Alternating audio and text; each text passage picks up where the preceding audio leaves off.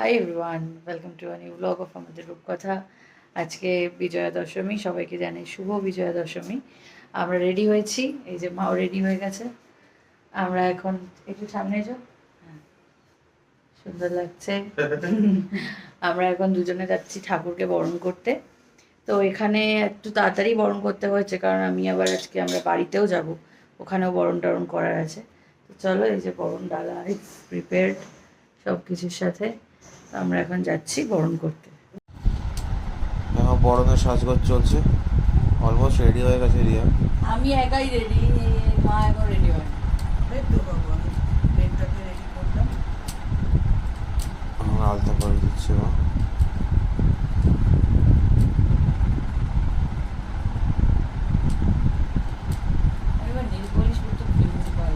ও ঠিক আছে।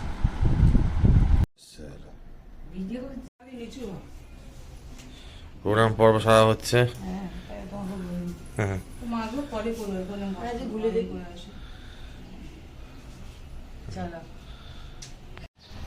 আমরা বাড়ি থেকে বেরিয়ে গেছি, এই যে মাঠে ক্লাবে যাচ্ছি আমরা। সামনে দেখতে পাচ্ছ অদিতি আর মা হাঁটছে, এই যে আমাদের পাড়ার প্যান্ডেল। তোমরা তো অলরেডি আশা করছি ব্লগে দেখেছো একবার, যদি না দেখে থাকো।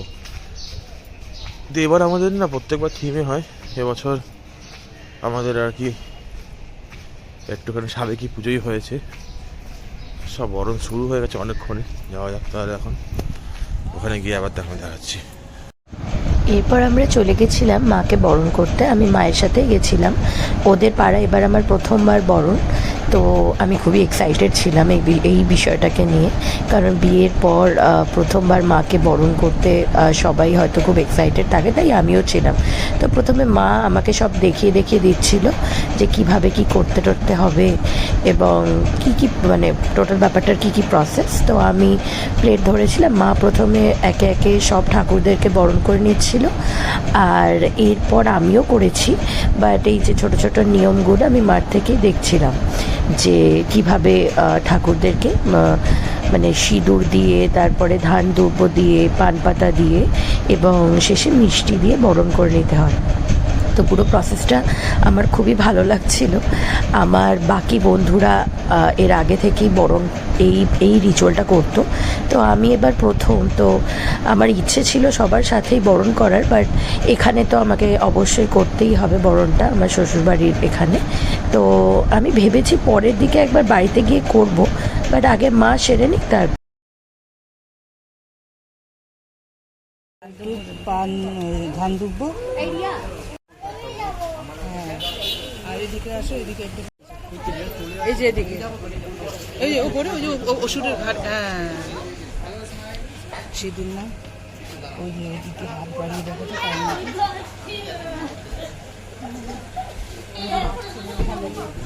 হাতে পাবি না মানে।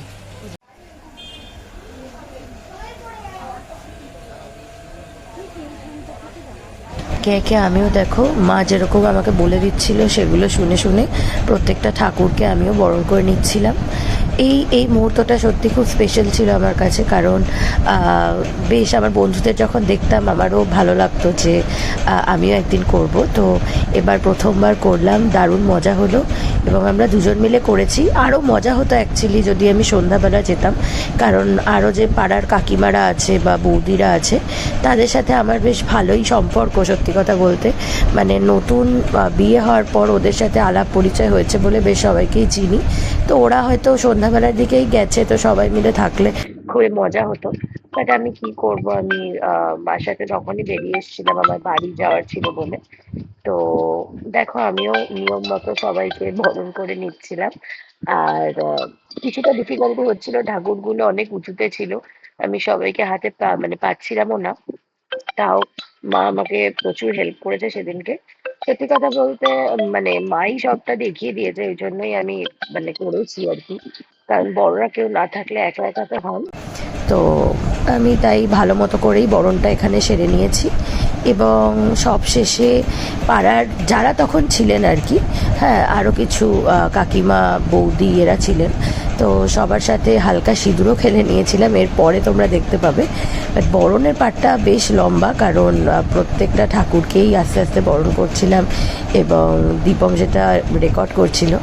আসলে রেকর্ড না করলেও হতো, প্রথমবার বরণ বলে ও ভীষণ এক্সাইটেড ছিল যে কেমন করে সব কিছু হয় আর কি। তো ও সেই জন্যই পুরো বরণের ব্যাপারটা এখানে তুলে ধরেছে, আর আমিও তোমাদের সাথে শেয়ার করলাম।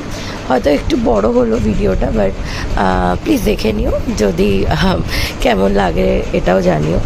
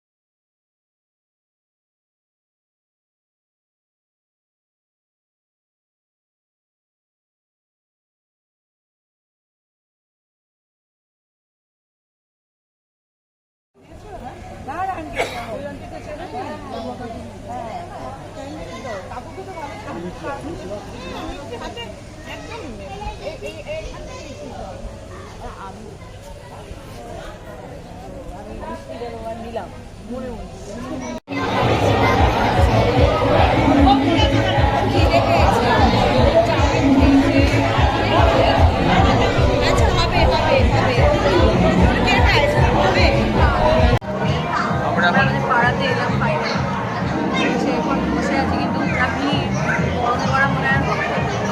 বাট ঠিক আছে, একবার আমরা বড়টা মেইন হয়ে গেছে।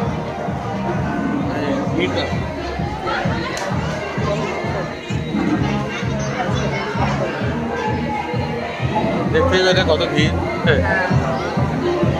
না বসে আছি এখানে কিছুক্ষণ দেখি। বসে তারপর বাড়ি গিয়ে আবার চেঞ্জ ফেঞ্জ করে নেবো।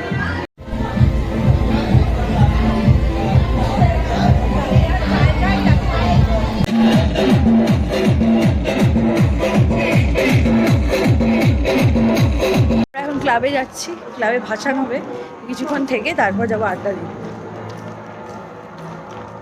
খুব ছোটো থেকে এই ভাসানের দিনটা আমার খুব ফেভারিট ছিল। ছোটোবেলা থেকে আমাদের পাড়ার যে গ্রুপ, সবার সাথে এই দিনে বীভৎস নাচতাম। এখন তো বড় হয়ে গেছি, এখন আর সেটা ইচ্ছা সত্যিকারের করেও না, কিন্তু এই কচিকাচাদের নাচতে দেখে আমার যেন পুরোনো দিনের কথা খুব মনে পড়ছিল, আর খুবই ভালো লাগছিল। দশমী মিটে যাওয়ার পরে আমরা প্রত্যেক বছরের মতো এবছরও বন্ধুরা মিলে একটা হাউস পার্টি অ্যারেঞ্জ করেছিলাম। মানে অ্যারেঞ্জ বলতে কিছুই না, সবাই মিলে আড্ডা মারা আর কি, একটু গল্প করা, উনো খেলা, যা যা হয় হাউস পার্টিতে, ঠিক আছে। তো ওটাই আমরা সবাই মিলে অন্তরার ফ্ল্যাটেই বসেছিলাম, ওখানেই বসি অ্যাকচুয়ালি।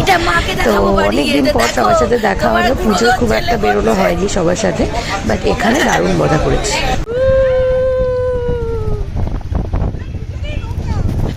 আমরা মোটা তাই হ্যাঁ, বিটি কলেজ এইদিকে না? আমরা খেতে এসেছি, খেতে রাত্রিবেলা খেতে এসে গেছি। কটা বাজে? আমরা এসেছি খেতে। দিশারি তুমি এভাবেই সবার সাথে আনন্দ করতে দারুণ লাগছে।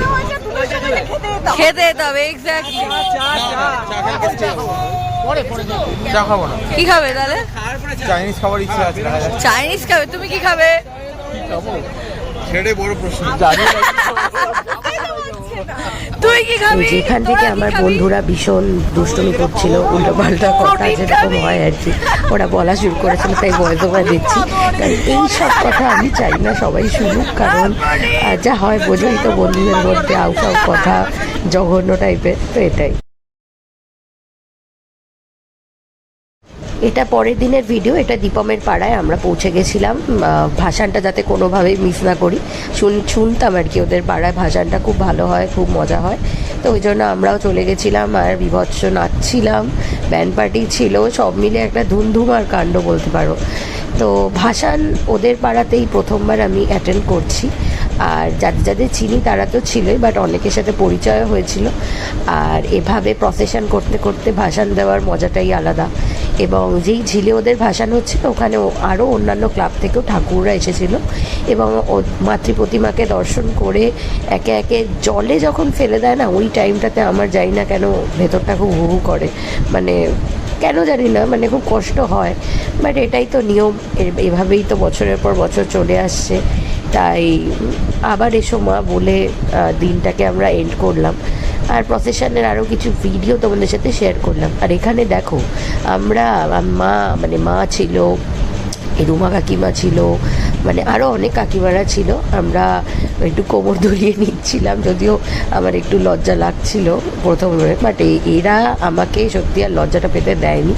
তো ইনি খুব ভালো কাকিমা, মানে রুমা কাকিমার কথা বলছি, মানে খুব ভালো মানুষ সত্যি। ওদের পাড়াতে এই মানুষটার মতো সত্যি আর মানুষ হয় না। তো এভাবেই দেখো আমরা ঠাকুরকে সাথে নিয়ে খুবই আনন্দ করতে করতে বিসর্জনের দিকে যাচ্ছিলাম এবং দারুণ একটা এক্সপিরিয়েন্স সত্যি। দেখো দীপম কিন্তু এখানে কোথাও নেই, আমাকে মার সাথে ছেড়ে দিয়ে ও বন্ধুদের সাথে আড্ডা মারতে চলে গেছিলো, বাট তাতে কোনো ব্যাপার কিন্তু হয়নি। আমি সবার সাথে দারুণ একটা মজা করেছিলাম।